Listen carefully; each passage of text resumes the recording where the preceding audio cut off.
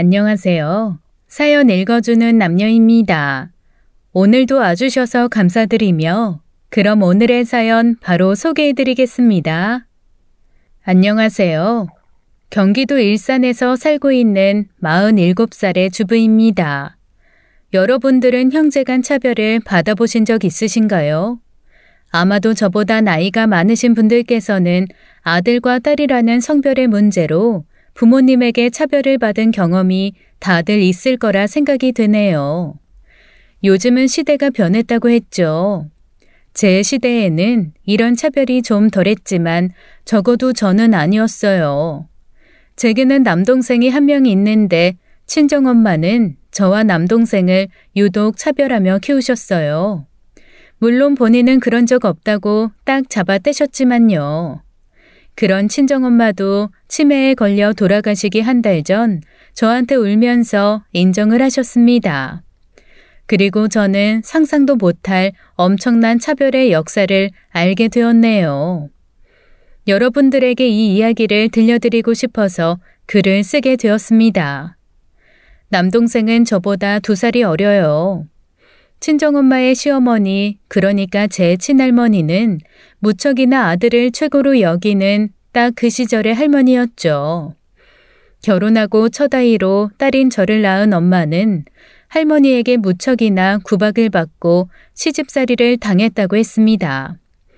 그 당시 아빠 형편이 안 좋아 분가는 꿈도 못 꾸고 살았거든요.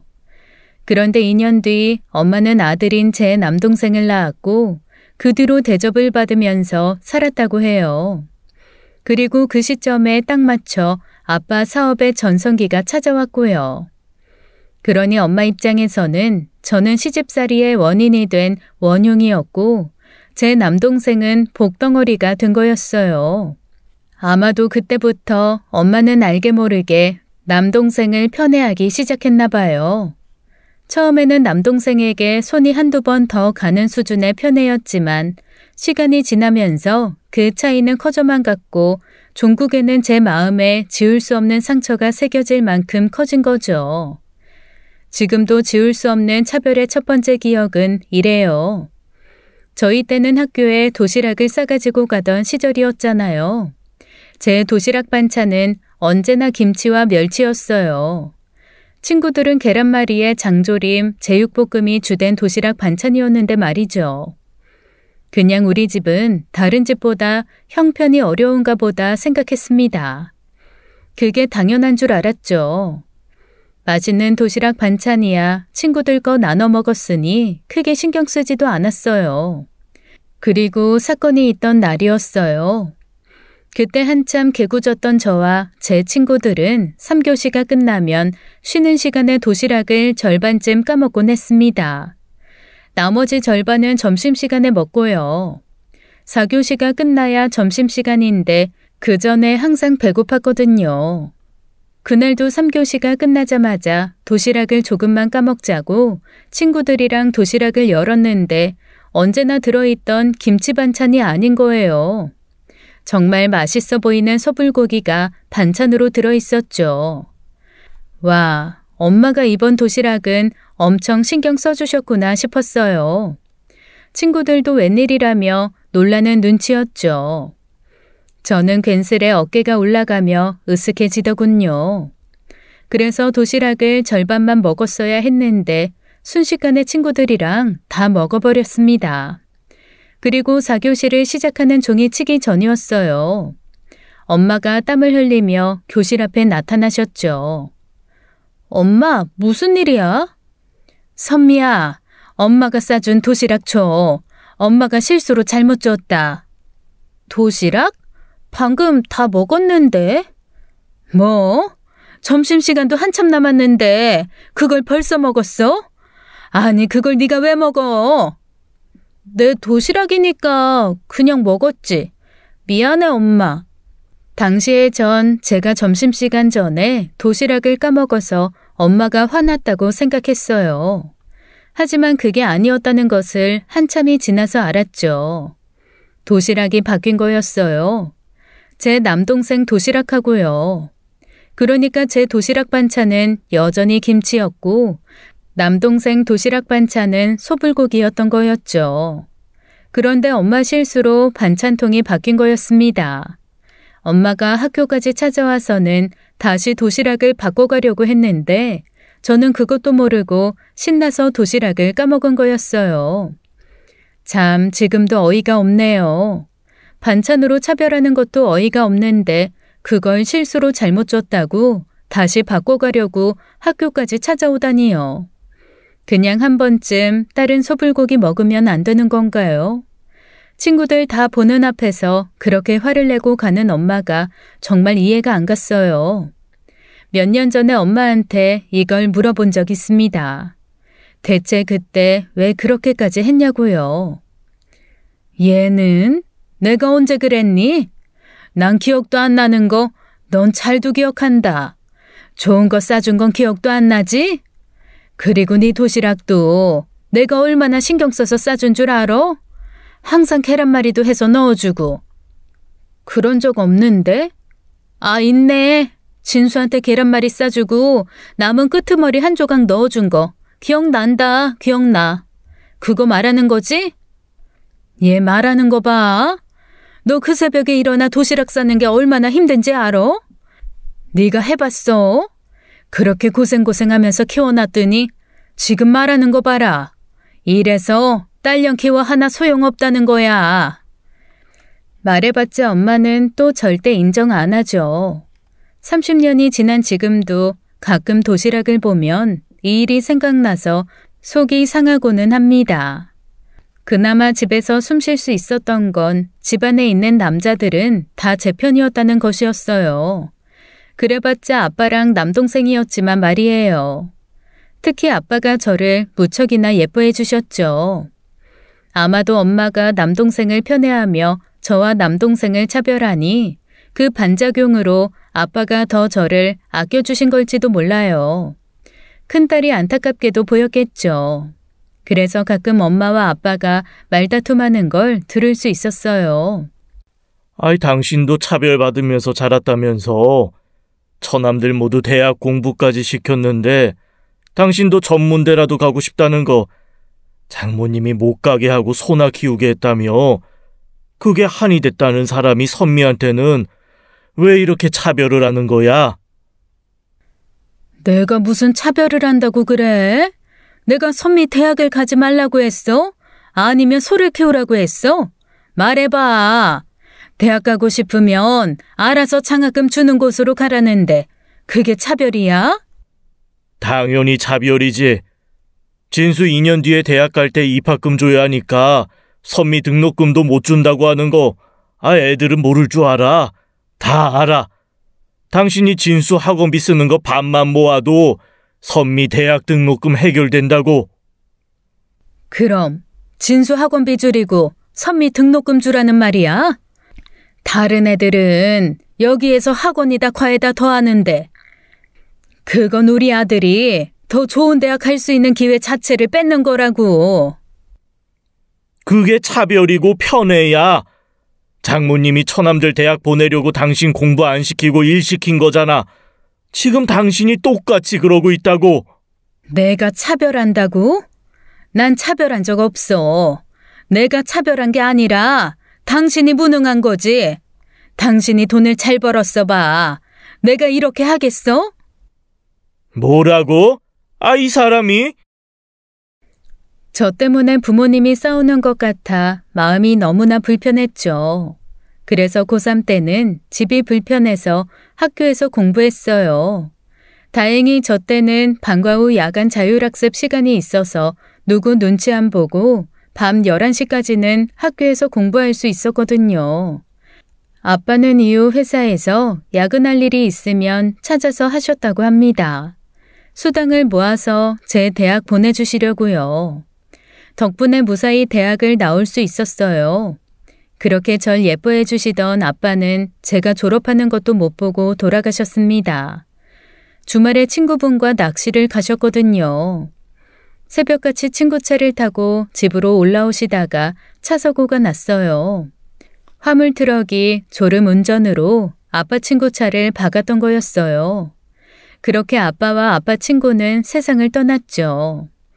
엄마보다 아빠한테 정이 더 많아서 그런지 그 이후 저는 무척 슬프고 힘든 시간을 보냈습니다. 원래는 대학 졸업하고 취업과 동시에 집을 나와서 혼자 자취를 하려고 했었어요. 아무래도 집에 있으면 엄마와 부딪히는 일이 많이 생겼거든요. 그런데 아빠가 돌아가셔서 그 계획이 완전 바뀌었죠. 아무리 차별쟁이 엄마였지만 아빠를 한순간에 사고로 떠나보낸 엄마를 혼자 남겨두고 나갈 수는 없었습니다. 그렇게 대학 졸업하고 취업하고 결혼 전까지 엄마와 살았어요. 남동생이 군대를 가 있는 기간을 빼고는 온 가족이 함께 살았죠. 남동생이 군대 가 있는 동안에도 엄마의 아들 사랑은 정말 징했어요. 아마도 동생이 있던 부대에서 엄마를 모르는 사람은 없었을 거예요. 옆집 놀러 가는 것 마냥 동생 면회를 갔으니까요. 나중에는 동생이 눈치 보인다고 오지 말라고 할 정도였습니다. 보통 이렇게 차별이 심한 집안에서는 형제들 사이가 안 좋은 경우가 많다고 들었어요. 제 친구들만 해도 오빠나 남동생을 무척 싫어했죠. 엄마의 차별로 인한 자식들의 불만이 쌓여 형제들 사이도 안 좋아지는 경우인데 저희는 그렇지 않았습니다. 아마도 제 남동생이 저와는 다르게 그릇이 넓은 남자여서 그런 게 아니었을까 해요. 제가 33살에 결혼했을 때였어요. 동생보다 제가 먼저 결혼을 했었죠. 누나, 결혼 축하해. 이거 받아. 이게 뭐야? 돈 봉투네? 세상에, 축의금을 얼마나 넣었길래 이렇게 두툼해? 이모가 누나 가방 가지고 있으니까 이모한테 맡겨둘게. 이모한테 주면 엄마 귀에 들어가. 그냥 누나 친구한테 맡겨. 엄마가 알면 다 뺏어간다. 남동생 말이 맞았어요. 엄마는 결혼이 끝나자 축의금을 한 푼도 남김없이 가져갔어요. 그동안 자신이 이곳저곳을 가서 축의금을 냈으니 제 결혼식 축의금은 자기가 가져가는 게 맞다는 논리였는데, 네, 맞는 말이죠. 근데 제 지인이나 회사 사람들 축의금은 왜 가져가나요? 하하, 뭐 좋은 날 망치고 싶진 않아 아무 말 안 했습니다. 그나마 이런 제 사정을 아는 친구들은 제게 직접 돈 봉투를 건네줘서 그 정도는 제가 가질 수 있었죠. 결혼식이 끝나고 남동생이 준 축의금 봉투를 확인했어요. 액수를 확인하는 순간 정말 깜짝 놀랐습니다. 야, 박진수! 아이, 내 귀. 왜 소리를 질러? 왜? 500? 500? 500만 원? 네가 이렇게 큰 돈이 어디 있어서 500만 원을 축의금으로 내놓냐? 난 또 뭐라고. 훔친 거 아니니까 편하게 쓸 때 쓰셔. 그 말이 아니잖아. 취업한 지도 얼마 안 됐는데 무슨 이렇게 큰 돈을. 사실 살면서 나 혼자 혜택 받으면서 살았잖아. 우리 엄마가 좀 특이해. 대학 때도 누나는 알바하면서 다녔는데 난 그런 거 하나 모르고 대학 편히 다녔고 뭐 어렸을 때는 더 심했지. 그거랑 이게 무슨 상관인데. 나 이거 못 받아. 다시 가져가. 받아. 내가 엄마한테 받은 그 혜택이 그 500만 원보다 훨씬 컸어. 아니, 그거에 비하면 진짜 벼룩의 발톱 수준이네. 내가 누나한테 미안한 거 알지? 어우, 닭살. 언제부터 벼룩 발톱이 이렇게 컸니? 알았어. 그래, 잘 쓸게. 고마워. 전화 끊는다. 그때 남동생이 31살이었어요. 14년 전 500만 원이면 정말 작지 않은 돈이었죠. 지금도 500만 원이면 큰 돈이잖아요. 괜히 눈물이 나서 서둘러 전화를 끊었습니다. 이런 남동생의 속 깊은 마음이 있어 친정엄마의 차별에도 저희 남매는 우애를 이어갈 수 있었어요. 우리 남매가 그러거나 말거나 엄마는 나이를 먹을수록 점점 더 남동생 바라보는 사람이 되었습니다.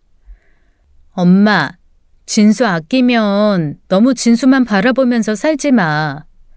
내가 무슨 진수만 바라본다고 그래? 왜 오랜만에 집에 와서는 이상한 소리 해? 얼마 전에 진수한테 엄마가 그랬다면서. 요즘은 결혼해서 좋을 거 하나 없으니 하지 말라고 했다면서? 그게 아들한테 할 소리요? 엄마가 그렇게 진수만 보고 살면 정작 진수는 숨막혀서 미쳐버려. 그러니까 엄마도 그냥 엄마 삶 살아. 이게 엄마 삶이야. 지금 내 삶 사는 거라고. 쓸데없는 소리 할 거면 너네 집에 가. 가지 말라고 해도 갈 겁니다. 갈게 엄마. 어쩌면 엄마는 아빠를 먼저 보내고 제 남동생 진수를 남편에게 하듯 믿고 의지하고 있는지도 몰랐어요. 편애가 차별이 되고 마침내 집착이 되는 듯해서 불안불안했죠. 그리고 제가 결혼하고 1년이 지났을 때 난리가 났어요. 제가 34살이 되던 해에 외할머니가 돌아가셨거든요. 엄마는 이남 3녀 중 장녀세요. 앞서 말씀드린 것처럼 할머니에게는 2명의 아들이 있었는데요. 그런데 할머니께서 돌아가시며 가지고 있던 땅을 아들들에게만 반반 나눠서 상속을 해주신 거였어요. 딸은 자식도 아니야? 이게 무슨 경우야?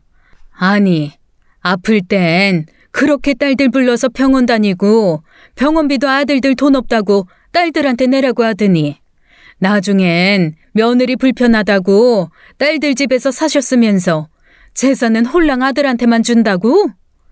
그러니까 언니, 우리 엄마지만 진짜 너무한다. 그렇게 어려서부터 영철이랑 영수만 챙기더니 돌아가시면서도 저러신다. 저번에 허리 다치셨을 때 집 팔고 둘째 언니네 가셨잖아. 그때 이미 집 한 돈은 영철이 사업자금으로 주셨대. 그것도 모르고 둘째 언니는 그렇게 고생하면서 엄마 모셨으니. 내 말이 영철이도 그래. 그렇게 돈 받았으면 말이라도 해줘야지. 돈만 받고 입 싹 닫고 있니? 아유, 괘씸해서.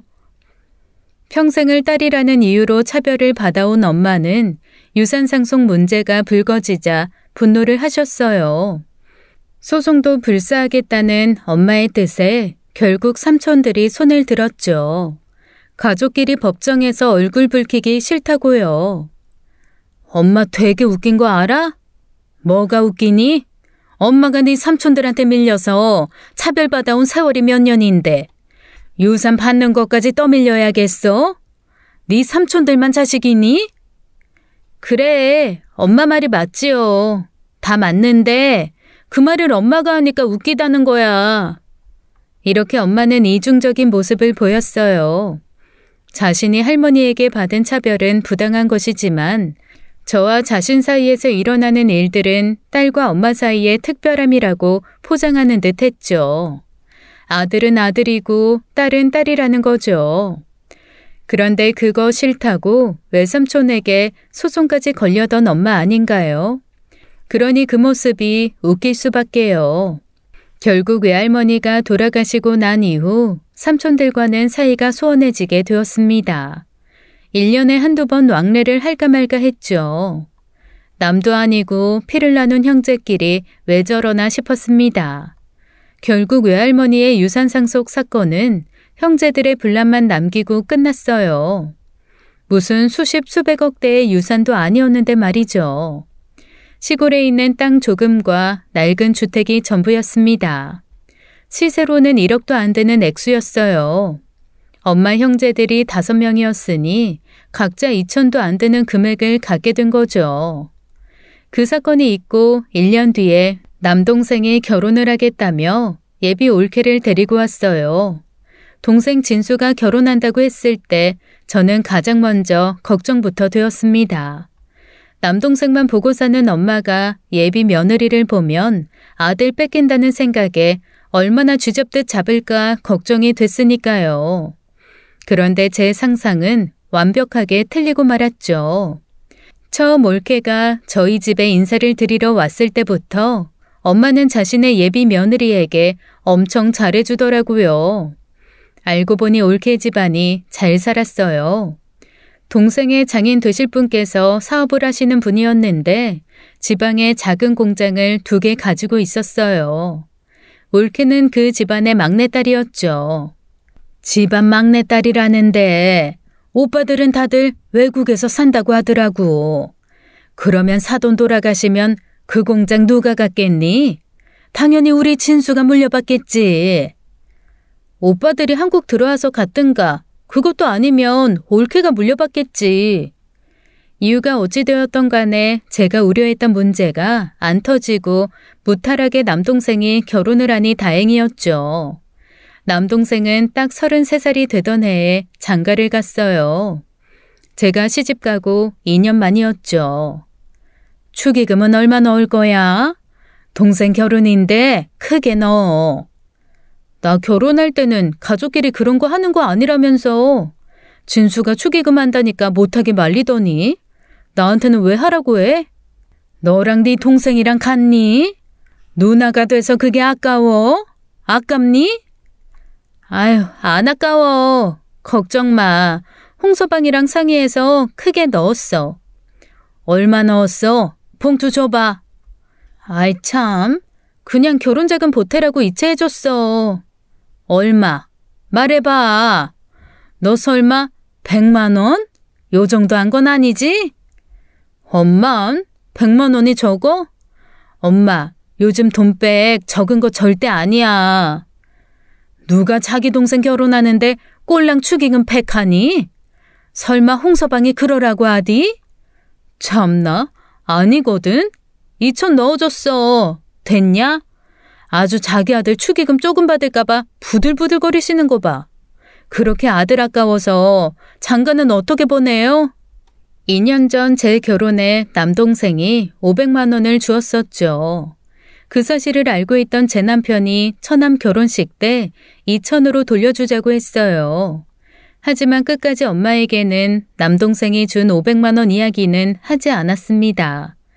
엄마가 무슨 반응을 보일지 뻔했거든요. 그런데 문제는 상상 못한 곳에서 벌어졌어요. 남동생의 친구가 피로 현장에서 말실수를 하고 만 거였죠. 누님, 제가 진수놈 장가 가는 거 다 봅니다. 눈물이 다 나네요. 이상한 소리 하지 말고 고기나 많이 먹고 가. 너 무슨 이런 뷔페에서 김치만 먹냐? 아이, 집에서 김치를 먹을 수 있어야죠. 뭐 아무튼, 그런데 누님 집안은 가족 간 스케일이 엄청나요. 뭐가? 무슨 소리야? 진수가 누님 결혼할 때 축의금 500 해줬잖아요. 그런데 누님은 진수 결혼한다고 2천을 턱하니 내놓으시는데 저 무슨 재벌 집안인 줄 알았습니다. 누님, 저 결혼할 때 와주실 거죠? 남동생과 중학교 시절부터 친한 친구였는데 오래 알고 지내다 보니 저와도 어색하지 않은 친구였죠. 그 친구가 피로 현장에서 농담 삼아 던진 말이었는데 문제는 그 말을 친정 엄마가 들은 거였어요. 결혼식 끝내고 집에서 아주 난리가 났습니다. 500이 뭐야? 너 진수한테 돈 받았어? 그냥 나 결혼할 때 축하한다고 진수가 축의금으로 해준 거야. 그걸 그동안 숨겼어? 걔가 무슨 돈이 있다고 넌 그걸 낼름 받아. 왜? 홍서방이 결혼자금 부족하다고 네 동생한테 돈 받아오라고 했었니? 거기서 왜 그 말이 나와? 우리 남편 그런 말 한 적 없어. 그게 아니면 그 돈을 왜 받아? 받으면 안 돼? 왜? 그 돈 받으면 뭐 어때? 형제끼리 결혼하면서 축하한다고 주고받는 게 뭐가 나빠? 남들은 우애 있어 보인다고 부럽다고 해. 그래서 우리도 진수 결혼할 때 2천 해줬잖아. 그거랑 이거랑 같니? 대체 뭐가 다른데? 진수는 받아도 너는 받으면 안 되는 거지. 왜? 넌 누나잖아. 동생한테 주기만 해야지. 네가 뭔데 동생한테 받아? 그러는 엄마는 왜 삼촌한테 유산 다 못 주고 소송까지 해서 다 받아낸 건데? 꼴랑 2천도 안 되는 돈을 동생한테 다 줬어야지. 그 순간 따끔한 무엇인가가 제 뺨을 때렸어요. 정신을 차려보니 엄마가 제 뺨을 때린 거였죠. 엄마의 손톱이 제 뺨에 상처를 냈더군요. 거지 같은 집안에 시집 간다고 했을 때 알아봤다. 남편이 시원찮으니까 결혼할 때 지 동생 돈도 탐낸 거 아니야. 네 동생 돈 500만 원 다시 돌려놔. 아주 지긋지긋해. 내가 엄마 자주 찾아오니까 우리가 무슨 사이좋은 모녀처럼 보여? 내가 엄마한테 얼마나 평생 동안 쌓인 게 많은 사람인 줄 알아? 그렇게 미워해도 세상에 엄마 하나뿐이 없으니까 자주 찾아뵙고 잘하라고 하더라. 그러면 언젠가는 진심 알아준다고.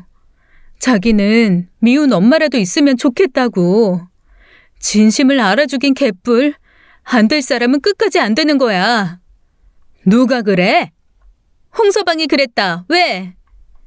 그날 이후 한동안 친정엄마를 찾아가지 않았어요. 진짜 그 말도 안 되는 억지차별 지긋지긋하더라고요. 왜 그래? 장모님이랑 무슨 일 있었어? 아무 말도 묻지 마. 이제 난 친정집 없는 거고 당신은 장모 없는 거야. 그냥 그렇게 알아. 누가 알았겠어요. 남동생 결혼식 날 이 사달이 날 줄 말입니다. 결국 신혼여행에서 돌아온 남동생이 사태를 알아차리고 중재를 하기 위해 애를 썼지만 소용없었어요. 저희 모녀가 화해를 할 리가 만무했죠. 그동안 엄마도 저를 무시했고 저도 엄마 없는 것처럼 살았습니다. 그저 남동생의 간곡한 부탁에 명절과 생일에 모이는 정도였죠. 특별히 제가 먼저 엄마를 찾아가지도 않았고 엄마도 저를 찾지 않았습니다. 엄마는 며느리와 죽이 잘 맞아 잘 사는 것처럼 보였어요. 뭐 마음 맞는 사람끼리 어울리면 되는 거죠. 다만 열받는 것은 명절이나 생일 때 엄마를 잠깐 만나면 그렇게 차별을 한다는 것이었습니다. 보란듯이 차별을 하는데 정말 유치해 죽겠더라고요. 그것도 제게 그러는 게 아니라 당신의 사위, 그러니까 제 남편한테요. 한마디로 남동생과 저를 차별하던 거에서 이제는 며느리와 사위를 차별하는 것으로 바뀐 거죠. 우리 선미도 공부를 더 시킬 걸 그랬나 보다. 돈 없어서 공부 많이 못 시킨 게 이제는 한이 되네. 또 무슨 소리 하게? 돈 없어서 못 시킨 게 아니라 그냥 안 시킨 거지. 말은 바로 해. 그거나지.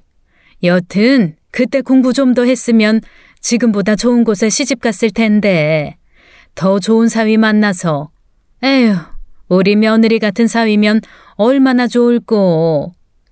순전히 저 열받으라고 저러는 거였죠.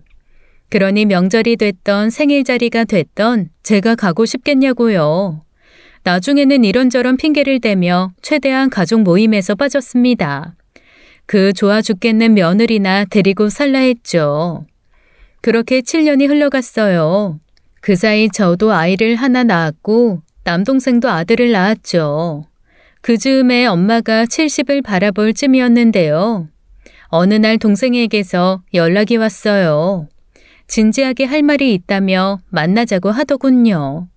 순간 엄마 생각이 났어요. 왜 그랬는지는 모르겠네요. 최근 엄마 행동이 좀 이상했어. 멍 때릴 때도 있고 잠깐이지만 내가 누군지 모를 때도 있었고. 무슨 말이야? 평생 진수 너만 생각하며 사신 양반이. 맞아. 그래서 병원에서 검사해봤는데 엄마 치매시래. 그 말을 듣는데 엄마는 마지막까지 여러 가지 방법으로 나를 괴롭힌다 생각했어요. 아무리 반쯤 연을 끊고 살았어도 엄마는 엄마인가 봐요. 엄마의 치매 소식에 가슴이 꾹 눌려오듯 아팠죠. 이제 와서 누나한테 엄마 좀 모셔달라고 말하진 않을게. 그런데 건우 엄마도 이제는 엄마 모시긴 좀 어려운가 봐.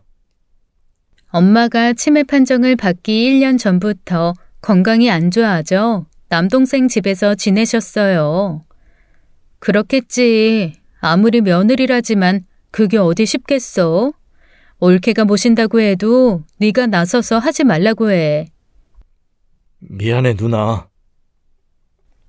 네가 왜 미안해. 그렇게 친정엄마를 위한 요양원을 알아보았어요. 처음에 엄마는 절대 그런 곳에 가기 싫다고 했죠. 나 멀쩡하다. 그냥 잠깐 깜빡깜빡 하는 거야. 이 나이 되면 다들 그래. 너희한테 피해 안 줄 테니까 며느라, 우리 지금처럼 같이 사는 게 어떻겠니? 건우애미야, 내가 네 친엄마처럼 너한테 잘했잖니. 어머님, 저희가 자주 찾아뵐게요. 요즘은 전문적인 시설이 더 좋아요, 어머님. 저희 집에 계시면 불편하실 거예요. 저도 집에 없으니까 어머님 혼자 있으셔야 하는데 얼마나 심심하고 외로우시겠어요? 시설에 가시면 친구분들도 많이 사귀고 얼마나 좋아요. 어떻게 한번 모셔볼 생각도 안 하고 날 버릴 생각부터 하니? 내가 네 부탁을 얼마나 많이 들어줬어. 하지만 어쩔 수 없었어요. 당시 올케는 규모가 있는 학원을 운영 중이었고 남동생도 회사 일로 정신이 없는 상황이었으니까요. 저요? 저는 엄마를 모시기 싫었죠. 물론 남편이 말하긴 했어요. 시설보다는 저희가 모시자고요. 그래서 제가 헛소리 말고 입 다물고 있으라고 했습니다. 그렇게 엄마는 시설로 들어가게 되었죠. 남동생은 그래도 자주 찾아가는 것 같았어요. 하지만 저는 한 달에 한 번 찾아갔죠. 엄마랑 마주하는 것도 내키지 않았거든요. 그런데 엄마는 치매 전문 요양원에 들어가신 지 반년을 못 버티셨습니다. 선미야, 나 좀 제발 살려다오. 나 여기 있으면 아마 올해 안에 죽을 거다. 제발 여기에서 좀 꺼내다오. 제발. 무슨 소리야. 이제 여기가 집이다 생각하고 살아, 엄마. 밥 다 주고 운동시켜주고 얼마나 좋아? 엄마 여기서 나와도 엄마 보살펴줄 사람 없어. 그냥 여기 있으시는 게 엄마가 그리 좋아하는 엄마 아들 도와주는 거야. 그러자 급기야 엄마는 오열을 하기 시작했어요. 제게 싹싹 빌기도 했죠. 그러지 마, 엄마. 엄마 자꾸 이러면 나 여기도 이제 안 찾아올 거야. 그 말에 엄마는 겁을 먹었습니다. 처음 보는 겁먹은 엄마의 얼굴이었죠. 순간 제 가슴에 쿵하고 큰 바위 하나가 떨어지는 것 같았어요. 엄마, 나 갈게. 밥 잘 먹고 선생님들 말 잘 듣고 있어.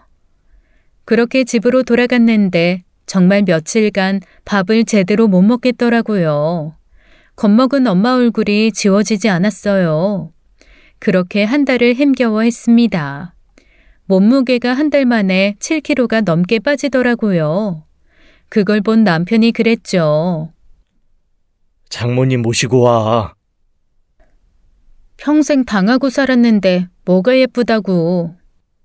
부모는 자식이 아무리 개차반이라도 절대 포기 안 한다는데 이 요즘 자식들은 자기 부모가 조금만 마음에 안 들면 바로 버려버린다더라. 당신 그런 자식 아니잖아. 그런 자식 맞아. 결국 그날 요양원에 찾아갔어요. 그리고 엄마를 모시고 나왔죠. 저희 집으로 온 엄마는 정말 3일을 내리 잠만 자더라고요. 아직은 치매가 심하지 않았기에 저희 집에서 살기 위한 규칙을 엄마에게 전달했어요. 저희 딸이 쓰려고 사둔 공책을 엄마에게 줬죠. 여기에 규칙을 적을 거야. 매일매일 틈 날 때마다 읽어보고 기억하려고 노력해. 알았어? 그래, 그 정도는 엄마도 할 수 있어. 그리고 엄마, 스스로 절대 잊지 말아야 할 게 있으면 여기에 적어. 그리고 적어둔 거 매일매일 읽어야 돼. 엄마 원래 메모 잘하잖아. 엄마가 원래 메모 왕이었어요. 젊어서부터 무엇이든 수첩에 기록하는 습관이 있는 사람이었죠. 젊어서 시장에서 장 볼 때 무엇을 얼마에 샀는지, 얼마를 깎았는지까지 적어두는 사람이었어요. 그래서 큰 공책에 똑같이 하라고 했습니다. 기억이 조금씩 사라지는 병이니 자신의 기억을 머리가 아닌 종이에 적어두라고 한 거였죠. 그리고 일주일쯤 흘렀을 때 엄마가 기록을 잘하고 있는지 노트를 보니 잘하고 있더라고요. 리모컨 사용 방법이라든지 전화를 받는 방법이라든지 정말 기본적인 것들이 한가득 적혀 있었어요. 그런데 이런 기본적인 것들이 점점 희미해지니 엄마가 기록을 남기는 거라는 생각이 들자 정말로 엄마가 치매가 맞구나. 이제는 그토록 아끼던 아들에 대한 기억도 사라지겠구나. 그리고 내가 누군지도 몰라보는 날이 오겠구나 생각이 들었습니다. 순간 눈물이 나더라고요. 그런데 가장 최근 메모를 보고는 눈물이 쏙 들어갔죠. 집은 무조건 아들에게 줘야 한다. 내 아들 거 뺏어가는 그 여자한테는 더 이상 주지 마. 치매에 걸린 와중에도 집은 아들 줘야 한다는 기억을 잊지 않기 위해 메모를 적어두다니 정말 대단하다는 생각이 들었죠. 그런데 내 아들 것을 뺏어가는 여자라뇨. 결국 딸을 바라보는 시선은 그런 거였어요. 엄마 진짜 대단한 사람이다. 할머니 유산 받겠다고 삼촌들이랑 연 끊은 사람이 엄마야. 딸은 자식도 아니냐고 하면서. 그런데 엄마 집은 꼭 아들 물려주셔야겠다. 그게 무슨 말이야? 엄마 집이 왜? 무슨 말 하는 건지 제대로 설명을 해봐. 평생을 그렇게 차별하더니 아들은 좋은 거 있으면 줄 때나 찾고 딸은 필요한 일 있을 때만 찾고 유산은 다 아들 줄 생각하면서 왜 아프면 딸만 찾니? 그만해. 아이, 당신 너무 흥분했어. 말해보라고. 내가 엄마 아들 줄 거 뺏어가는 기생충 같은 사람이야? 나 엄마 자식 아니야? 무슨 말인지 모르겠어. 그런데 엄마가 다 미안해. 선미야, 화내지 마. 엄마가 다 미안해. 그날 이후 엄마와 좀 대면대면해졌어요. 평생을 겪어온 차별이기에 사실 크게 놀랍지도 않았습니다. 그저 매번 서운할 뿐이었죠. 그 서운함은 무뎌지지도 않거든요. 엄마는 치매가 점점 심해지더니 나중에는 메모도 못하게 되었습니다. 메모를 하는 습관 자체도 기억을 못했고 메모를 해도 읽어볼 생각 자체를 못했죠. 무엇보다 나중에는 글조차 쓰지 못하셨으니까요. 마지막에는 그토록 아끼던 아들도 알아보지 못하시고 돌아가셨습니다. 제가 누군지도 못 알아보시면서 다른 사람들에게는 절대 안 가고 제 손만 잡고 따라다니셨어요. 살이 빠져 작아질 대로 작아진 엄마는 폐렴이 악화되어 입원하셨다가 퇴원을 못하시고 돌아가셨습니다. 장례식 내내 올케가 그렇게 서럽게 울더군요. 아마 잘 모르는 사람들이 봤다면 올케를 딸이라고 생각했을 거예요. 저는 장례식장에서 울지 않았거든요. 집으로 돌아와서 엄마의 흔적을 하나하나 정리했습니다. 그러다가 엄마가 치매 걸린 초기에 적은 공책을 꺼내보게 되었죠. 핸드폰은 협탁에 있다.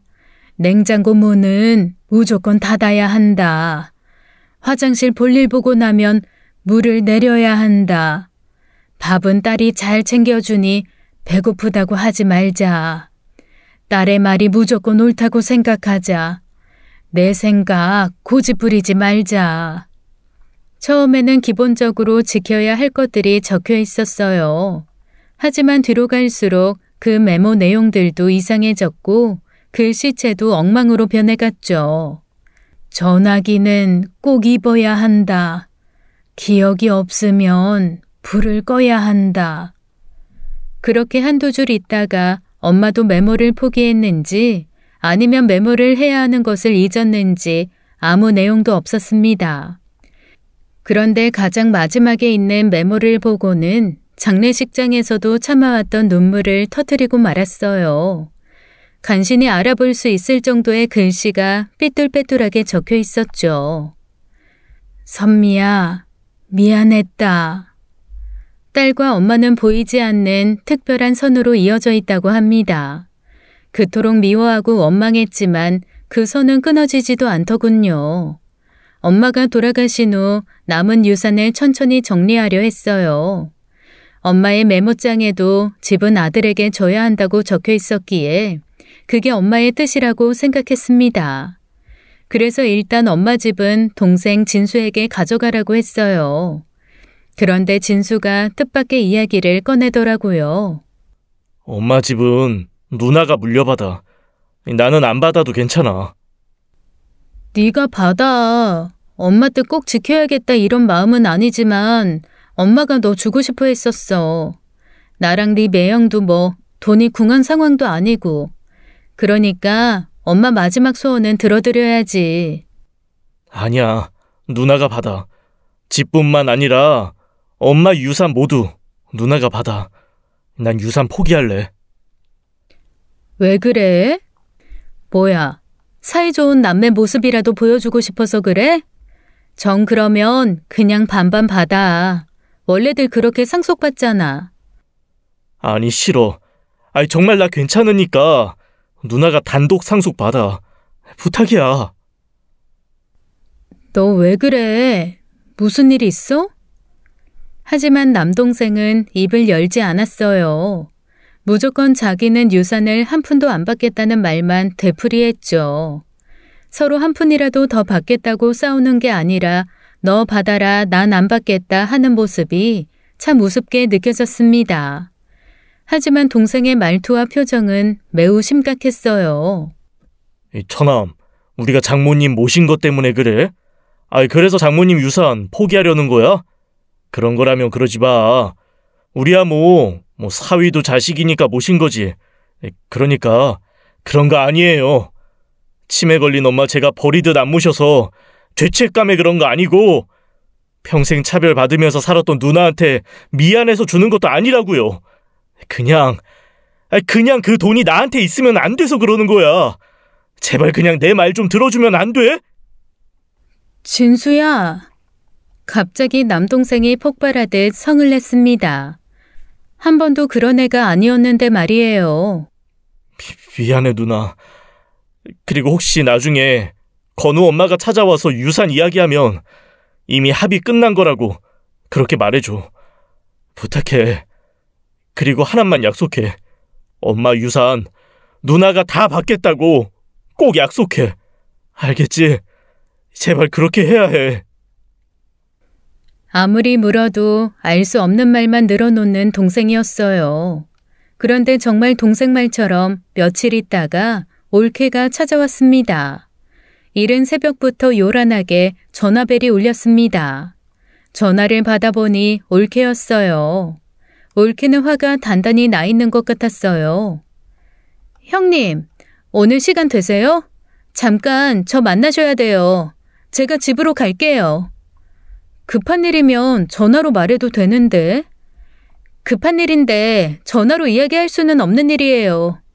그래서 저는 집에 있으니 아무 때나 찾아오라고 했죠. 그러자 초인종이 울리기 시작했어요.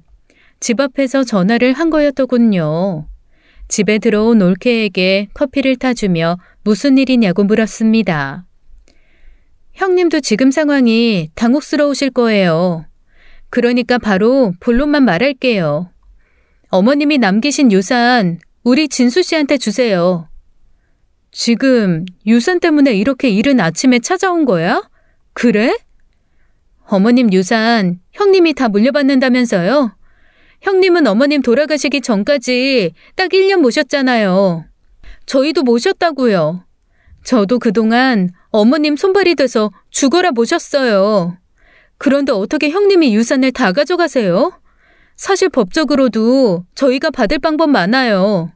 그런데 형님하고 저희 가족이잖아요. 가족끼리 얼굴 붉힐 일 만들면 하늘에 계신 어머님께서 좋아하시겠어요? 그래서 이렇게 형님 찾아와서 제 솔직한 심정 말하는 거예요. 올케, 오해가 있는 것 같은데 나 우리 엄마 유산에 크게 관심 없어. 그런데 아니다.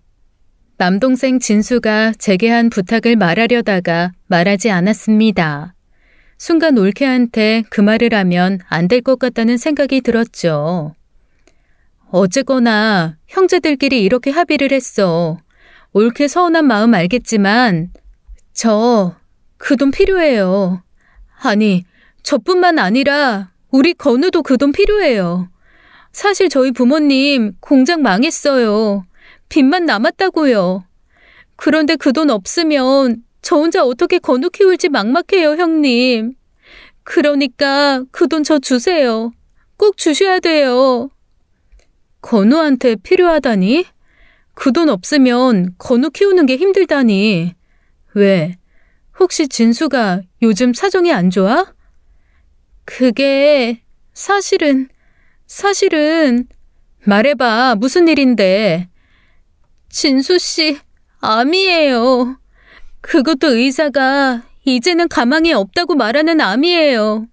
형님, 저 어떡해요? 우리 건우 불쌍해서 어떡해요?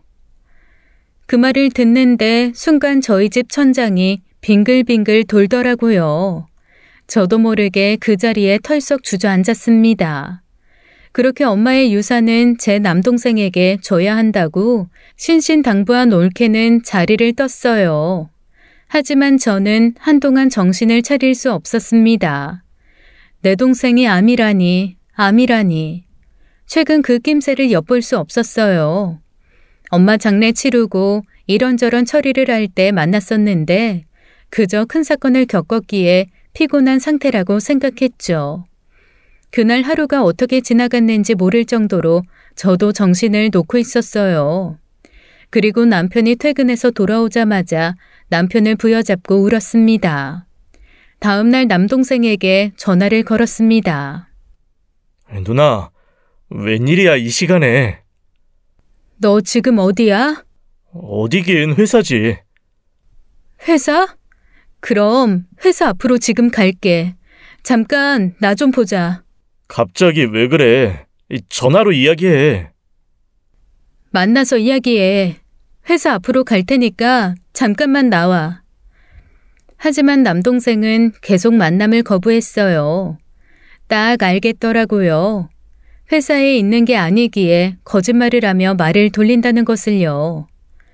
너 지금 어디야? 솔직히 말 못해? 누나, 혹시 건우 엄마가 말했어? 그래, 이 녀석아. 언제까지 숨기려고 했어? 네 장례식 때 알려주려고 했니? 암에 걸렸다고? 미안해, 누나. 동생은 병원에 입원해서 항암 중이라고 하더군요. 저는 바로 병원으로 달려갔어요. 그 힘든 항암을 혼자서 하고 있더군요. 올케는 어디 갔어? 동생은 그 말에 대답을 하지 않았습니다. 이상한 분위기가 흘렀죠. 그날뿐이 아니었어요. 올케는 제 동생이 항암을 하는 동안 병원에 단 한 번을 오지 않았습니다. 참다 못한 제가 화가 나 올케에게 전화를 하려 하자 동생이 못하게 말렸죠. 그러지 마. 최근에 싸워서 좀 사이가 냉랭해. 말이 안 된다고 생각했어요. 대체 어느 부부가 남편이 암에 걸려서 항암을 하는데 단순 부부싸움을 했다고 병원을 한번 안 찾아오냐고요. 이해가 절대 안 되었죠. 남동생 모르게 올케에게 몇 번 전화를 했는데 받질 않더군요. 그래서 올케 학원을 찾아갔습니다. 동생에게는 말하지 않고요. 올케 학원은 꽤나 규모가 컸어요. 옛날에 결혼 초에 학원을 차린다는 이야기를 듣고 한번 찾아갔었는데 그때는 상가 건물 6층에 있는 작은 학원이었는데 말입니다. 언제 이렇게 규모를 키웠나 싶었죠. 시간대가 학생들이 없을 낮 시간대여서 그런지 학원에는 사람이 별로 없었어요. 학생은 물론 선생님들도 없었죠. 올케 학원 이곳저곳을 돌아다니다가 학원의 원장실 앞에서 올케를 발견했습니다. 그런데 올케 앞에 웬 외국인 남자도 있더군요.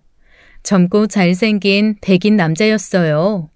그런데 그 백인 남자가 올케 허리를 감싸고 올케 얼굴을 만지고 있었습니다.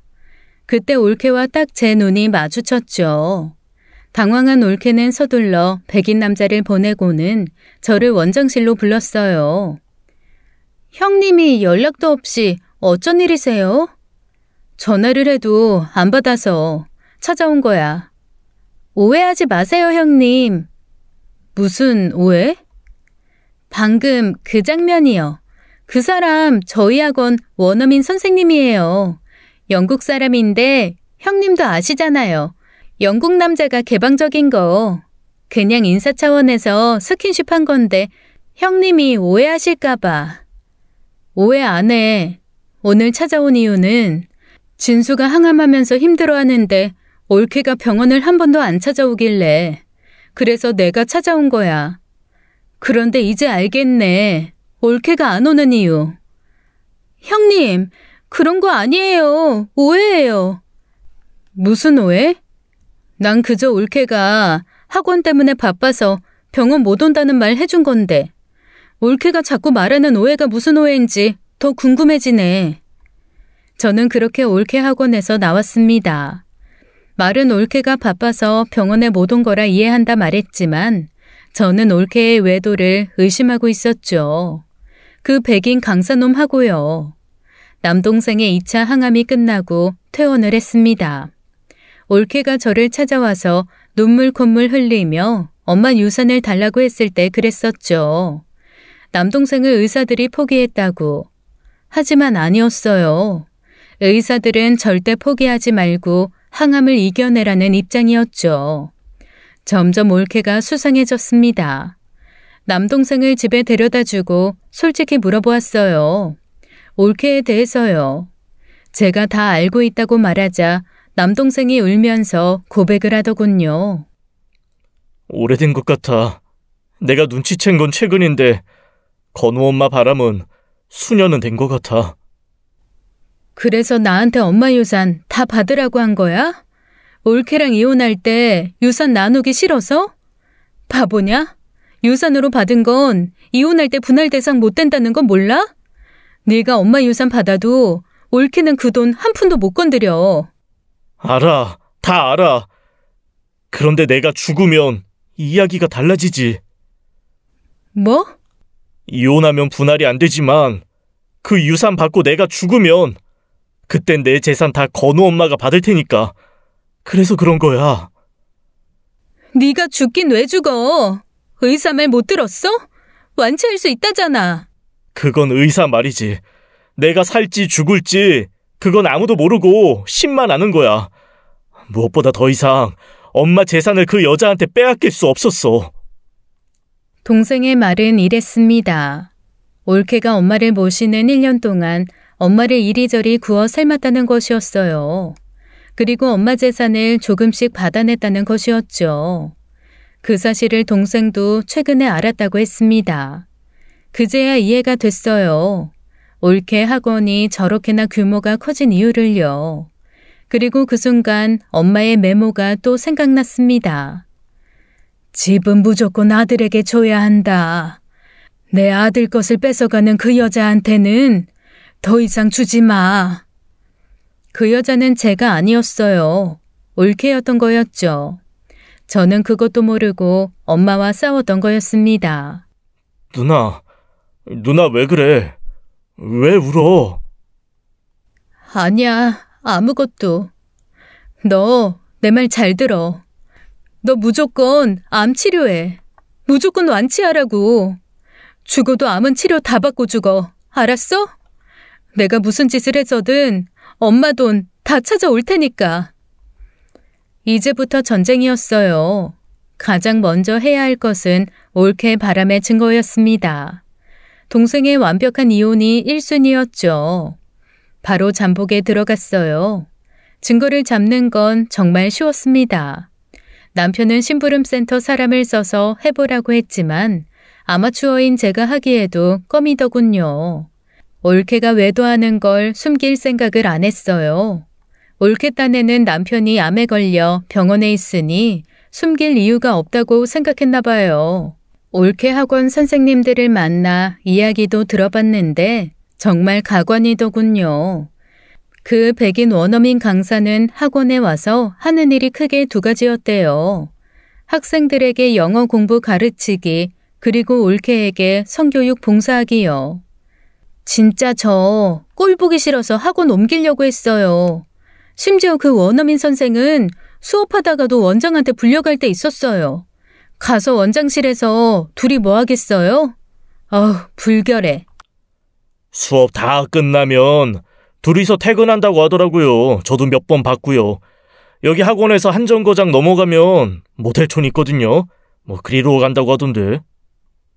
정말 대단한 올케였어요. 저도 잠복을 한 지 하루 만에 볼 수 있었습니다. 올케가 그 원어민 백인 강사 팔짱을 딱 끼고 밤에 퇴근하는 걸요. 어처구니가 없더군요. 자기 남편은 지금 항암을 한다고 생사의 기로에 서 있는데 아무리 외도 중이라고 해도 사람이 저럴 수가 있나 싶었습니다. 약 한 달간 올케를 따라다니며 백인 선생과의 외도 증거를 촬영해 두었어요. 한 달 30일 중 28일을 그 백인 강사와 모텔을 드나들더군요. 그리고 다음으로 알아야 할 것은 올케가 엄마 돈을 얼마나 가져다 썼는지였습니다. 이 부분이 생각보다 무척 어려웠어요. 증거는 분명히 있는데 찾는 게 힘들었죠. 아직 처분을 하지 않은 엄마 집을 찾아갔습니다. 창고방으로 쓰는 방 한켠에 엄마가 평생을 모아둔 수첩이 100권이 넘게 있었어요. 대부분 가계부 같은 기록용 수첩이었죠. 엄마의 성격이라면 올케에게 준 돈에 대한 기록이 분명 남아 있었을 겁니다. 저는 그걸 찾기 시작했어요. 몰디브 가려고 연차 모아둔 건데 이걸 이번에 다 쓰네. 더 중요한 거니까 끙끙거리지 말고 빨리 찾아. 그렇게 엄마 방에 틀어박혀 찾기 시작했습니다. 증거를요. 장모님 대단하시다. 당신은 무슨 세상 차별 다 받은 것처럼 말했지만 이거 보면 또 그런 것도 아닌데? 엄마가 적어둔 가계부를 보았어요. 큰돈을 못 벌어오는 아빠에게 생활비를 받아 녹록지 않은 가정을 꾸려 나갔더군요. 그래서 한평생 알뜰한 사람이었죠. 처남한테 더 잘해준 건 맞지만 당신한테도 무척 잘해주셨네. 그게 차별이겠지. 그 정도도 못 받으면서 사는 사람이 얼마나 많은데요. 그리고 정작 장모님 본인을 위해 쓴 돈은 없는데 그러면 장모님은 자기한테도 차별한 건가? 남편의 말에 할 말을 잃고 옛날 일을 생각했어요. 엄마는 언제나 낡은 옷에 잠바를 입고 살던 사람이었습니다. 그렇게 옷 좀 사입으라고 말해도 멀쩡한 옷들 두고 새 옷을 왜 사입냐고 하면서 철철이 제 옷은 사다 주는 엄마였어요. 남편 말이 옳았을지도 모릅니다. 찾았다. 이거 아니야? 중간에 이역이 빠졌는데? 역시나 엄마는 모든 거래 내역을 남겨두었어요. 집에 따로 모아둔 현금과 군부치까지 동원해서 올케에게 마련해준 돈이기에 은행 계좌에서는 정확한 확인이 어려운 정보들이었죠. 잘했어. 그거 하나가 아닐 테니까 더 찾아봐. 그렇게 엄마가 올케에게 준 수건의 거래 내역을 찾았습니다. 그리고 거래 내역 밑에 적혀 있었죠. 올케가 남편과 잘 살아보기 위해 시작한 학원 사업이 어려워져서 눈물로 도와달라고 호소했다는 내용들이요.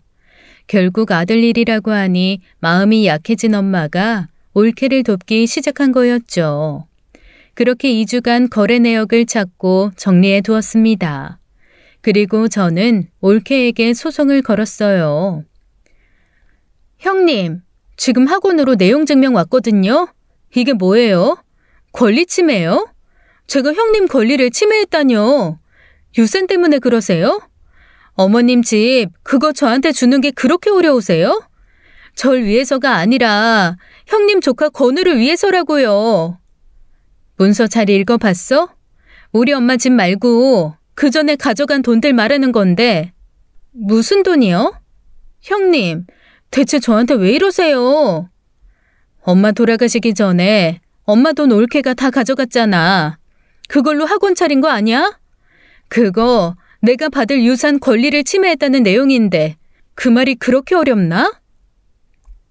그건 정당하게 어머님께서 저한테 증여하신 거라고요. 살아 계실 때요.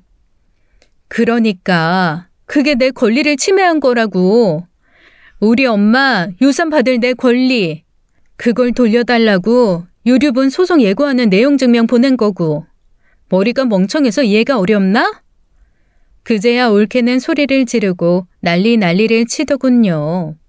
그런데 이 세상 일이 소리 지른다고 해결될 일이 얼마나 있겠어요.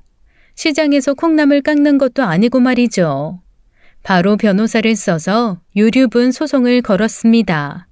올케가 엄마한테 돈을 빼가지 않았다면 저와 남동생에게 제대로 나눠질 유산이었어요. 그런데 올케가 그 돈을 모두 가져가서 학원을 차려 남은 돈이 없었죠. 분명 정상적인 징여라고 말씀드렸어요.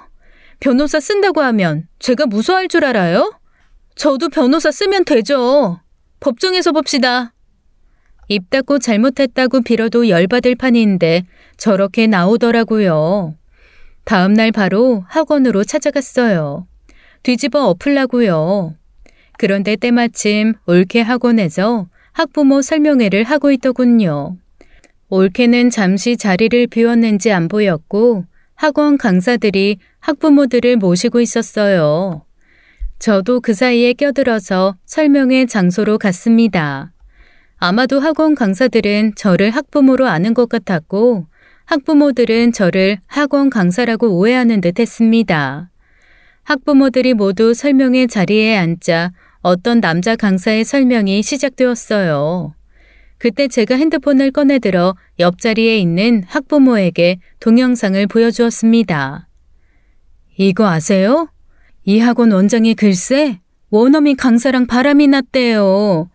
이거 보세요. 모텔 드나드는 영상 보이시죠? 어머, 진짜 원장 선생님이네요. 그뿐인 줄 아세요? 원장 선생님 남편은 지금 암 걸려서 항암 중인데 아내라는 사람이 이러고 다닌대요. 이거 완전 짐승 아닐까요? 쓰레기도 이런 쓰레기가 없어요. 저도 좀 보여주세요. 저도요. 그 동영상 저한테 좀 보내주실 수 있어요? 당연히 보내드릴 수 있죠. 카톡 친추 드릴게요. 저를 기준으로 학부모들이 몰려들어 올케의 외도 동영상을 보기 시작했어요. 분위기가 이상해지자 올케 학원 강사들도 사태를 수습하려고 했죠. 이때 올케가 나타났어요. 형님, 지금 뭐 하시는 거예요?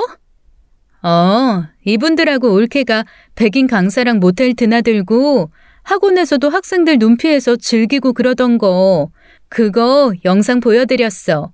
올케도 볼래? 예쁘게 나왔어. 이게 미쳤나? 야, 너 미쳤어? 20년 전쯤에 미쳤을걸? 너 사람 잘못 건드렸어. 그렇게 서로 머리채를 잡으려고 하자 강사들이 저희를 뜯어 말렸죠. 너 내가 명예훼손으로 콩밥 먹일 거야. 명예훼손에 금고형이 나오냐? 이 닭대가리야. 올케에게 네가 하고 싶은 소송 걸라고 했어요. 저도 제가 하고 싶은 소송 걸겠다고요. 다들 하고 싶은 거 하면서 살아야 화병 안 걸리는 거잖아요. 그리고 이 일이 소문이 금방 쫙 퍼졌나 봅니다. 당연히 소문나겠죠. 제가 올케 외도 영상을 학부모들한테 보내주었거든요. 원장이 원어민 백인 강사랑 바람이 났는데 학부모들이 그 학원으로 자기 자식을 보낼 리가 없었어요. 심지어 이른 새벽에는 학원에서도 그 짓도 했으니 말 다 했죠. 줄을 이어 학원비 환불소동이 벌어지는 듯 했습니다. 이쯤 되니 올케 학원 강사들도 도망을 가기 시작했고요. 올케 학원은 제대로 망하기 시작했어요. 하지만 이건 시작이었죠. 올케가 토해내야 하는 돈들이 더 있었어요. 바로 우리 엄마 돈이요. 결론적으로 유류분 소송은 제가 이겼습니다. 유류분 소송이 어려운 소송이라고 하더라고요. 유산을 받을 권리를 침해받았다는 증거 찾는 게 어려웠어요. 그런데 저는 증거가 있었어요. 올케와 바람이 났던 외국인 강사를 찾아갔었거든요. 이제 올케 다 망했고 조만간 거지 될 거라고 말해줬죠. 그래서 너도 내 말 안 들으면 상간남 소송 걸어서 거지로 만든 다음 한국에서 추방시킬 거라고 말했습니다. 그러자 그 백인 강사가 술술 불더군요. 문제는 백인 강사와 올케가 외도를 한 시점이었어요. 친정엄마가 올케에게 돈을 주기 바로 전부터 만났더군요. 그때부터 외도를 한 거였어요. 이게 유류분 소송에서 굉장히 중요했습니다. 바로 올케가 저희 엄마한테 돈을 받아 제 동생과 잘 살아보겠다는 마음이 없다는 증거였거든요. 한마디로 엄마에게 돈을 받아 지 혼자 잘 먹고 잘 살겠다는 마음이었던 거였죠. 그런데 이 진실을 알았으면 엄마는 돈을 안 주었겠죠. 법원에서는 이 점에서 올케가 돈을 가져간 게 저와 제 남동생의 권리를 침해한 거라 판단했습니다. 그래서 제가 유류분 소송에서 이길 수 있었죠. 승소하자마자 강제 집행 신청했어요. 올케가 가지고 있는 학원, 그리고 예금, 그리고 남동생 몰래 가지고 있던 수익형 오피스텔에 대해 강제 집행을 했습니다. 그렇게 엄마의 유산은 반은 제게, 반은 남동생에게 돌아갔죠. 그리고 바로 이혼 소송을 했어요. 올케에게 위자료 소송도 했고요.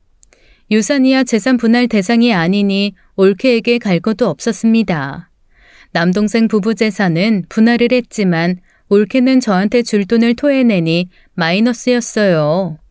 그러거나 말거나 위자료 소송도 걸고 했습니다. 올케도 이악 물고 저한테 명예훼손 소송을 걸더군요. 그까짓 거 웃으면서 벌금 100만 원 냈습니다. 하하. 그렇게 저의 완벽한 승리였죠. 승소를 한 날 남편과 축하주를 마시기로 했어요. 마트에 가서 맥주를 사오려고 집을 나섰는데 골목에서 누가 저를 부르더군요. 올케였어요. 모든 걸 잃은 올케는 몰골이 가관이더군요. 내가 다 돌려받을 거라고 했지? 니년이 다 망쳤어. 그러면서 올케가 쏜살같이 달려와 제 머리채를 잡았습니다. 그리고는 온 힘을 다해 저를 이리저리 흔들더군요. 저도 너무 열받아서 주먹을 휘둘렀어요. 그 자리에서 올케 강냉이를 털어버렸죠. 저 엄마한테 차별받았다 생각한 스트레스를 어떻게 풀었는지 아세요? 20살 때부터 제가 배운 게 복싱이었거든요. 올케는 그걸 몰랐던 거였어요. 사람 진짜 제대로 잘못 건드린 거였죠. 이후 남동생은 올케와 이혼 소송에서 승소를 해 이혼을 했습니다. 다행히 항암도 성공적으로 잘 되어 현재 암을 완치해서 잘 살고 있죠. 물론 언제 재발할지 모르니 매사에 조심하면서 건강하게 살려고 노력하고 있어요. 조카 건우는 동생이 데리고 왔어요. 그렇게 건우를 앞장세워 돈을 뜯던 올케는 이혼이 확정되자마자 건우의 양육권을 남동생에게 주더군요. 지는 새 출발하겠다는 거죠. 그런데 그 새 출발이 과연 쉬울까요? 제가 가만히 두고 보겠습니까? 올케에게 복수하는 것이라기보단 아무것도 모르고 올케에게 당할 순진한 남자가 불쌍해서죠. 아무튼 제 이야기 어떠셨나요? 이제 여름이 찾아오고 있네요. 아무쪼록 여러분들께서는 건강하게 가족분들과 행복한 삶 사시기를 바라겠습니다. 지금까지 사연 읽어주는 남녀였습니다. 끝까지 시청해주신 여러분 감사드리며 저희는 다음 사연으로 돌아올게요. 감사합니다.